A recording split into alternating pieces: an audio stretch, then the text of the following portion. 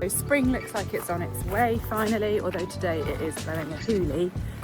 We have got 5 crops that we're looking at today, quite important crops. We've got 4 that need transplanting, and we have got 1 that I'm just going to water and trim, which is the onions. So we've got spinach, celery, lettuce, which I'm putting in the Greenstalk, and some controversial tomatoes. But first I thought I'd just start in the greenhouse because I wanted to show you how I mix up my compost and what I use. Okay, so I use 2 brands. I use this brand, which is Melcourt Silver Grow. This is just a multi-purpose compost. I don't use seed compost because I find it very expensive and quite dusty. Well, certainly the one that I can get in my local garden centre. So I use this. They do an organic version as well, which I tried to buy the organic version, but I couldn't get it this time. So I use that one. And now I'm a bit annoyed because I seem to have thrown away the bag, but I had started using this company, Rocket Grow. This is a soil improver, but they do, so ignore that bit, they do a veg version, and I've really liked it. It's really good. It's really moisture retentive. So I did come a little bit unstuck because, let me just show you down here, I use vermiculite and perlite to mix up with my compost. And as you may or may not know, vermiculite helps to retain moisture. So in an already fairly moisture retentive compost, I had to learn that fast. Just literally with a couple of handfuls of vermiculite. I just eyeball it. I don't measure it out, I'm afraid. But just bear in mind that I do this because it seems to work for my growing zone and my environment, basically. You may not need to add vermiculite and add perlite. As you can possibly see today, let me see that tree, it is very windy here. I'm right on the coast, so although I'm warm, I'm probably one of the warmest parts of the UK, we do get a lot of wind here, so things do dry out quite quickly. So I think having a compost that's quite moisture retentive is good. Just one other thing I thought I'd mention is this year, which is the first year I've done it, is I am sieving my compost, whether it's the Melcourt or whether it's the Rocket Grow, either. I've been using a sieve just to get out the larger pieces of kind of the woody bark, and then I just chuck it down here onto my growing patch in the greenhouse. I don't know if you can see. It has quite a lot of just woody bits of bark, which is fine when they're not seedlings, but I don't think you need to do it. And if you listen to some of the professional growers, they don't all sieve their compost, but some do. So it's a great example of some do and some don't. There's no right or wrong, but that is why I'm sieving it. It just gives certainly those little seedlings a bit more of a chance to not get stuck underneath a piece of bark. So let's start transplanting. We're going to start with the celery. I will explain a little bit about each crop, but I'm not going to make you watch me transplant all of the transplants today. So I'll probably speed that process up, but I will stop to slow things down if I think it's important. And we will finish with the controversial tomatoes. So the celery was sown on the 10th of January. It's now the 24th of February, so about 6 weeks ago. They were sown into these black trays.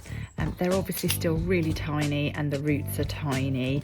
So I just use my bamboo stick to lift up the soil and then hold on to the leaf and then plant it into the cell. I've made a hole with my bamboo stick. And then I just do that multiple times until I've basically used up all the seedlings. Celery is a crop that we use a fair amount of. We probably use it maybe 2 to 3 times a week, depending on the time of year. So it is worth me dedicating some space to celery.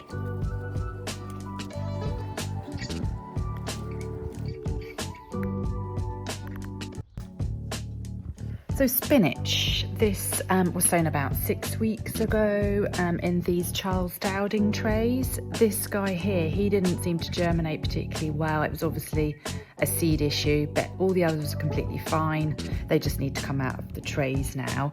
The spinach is on the Dirty Dozen list, which if you haven't heard of it, just Google it, but it's a list of all the most heavily sprayed crops. And unfortunately, spinach is one of those. We love eating spinach, cooked and in salads, so it's definitely a crop we really love to grow and eat.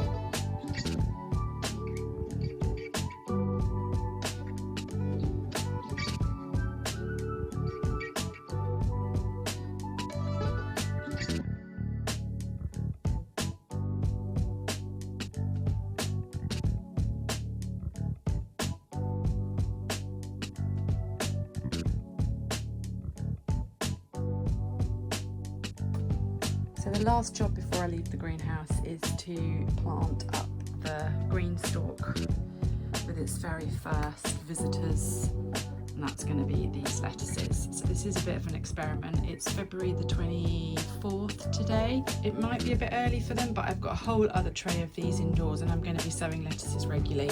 So I thought this is a perfect opportunity to just try.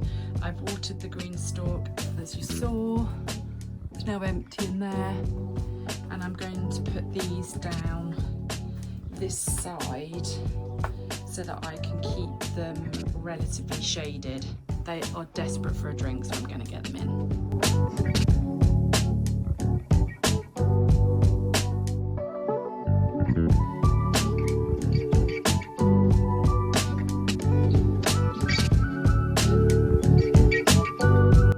Onions have been in about 10 weeks at this point, and they are going to be a really important crop for us. We eat a lot of onions like a lot of people do, so I'm trying to grow as many of them as I possibly can. They haven't been overly happy the whole time that I've had them. They really struggled for light early on, like you saw they were sown on the 5th of January, so a grow light was really helpful. However, I have found that just trimming the tops has really helped them spring back to life. I've never done this before, but yes, it does work. So that's exactly what I'm doing here, and then I just gave them a quick water.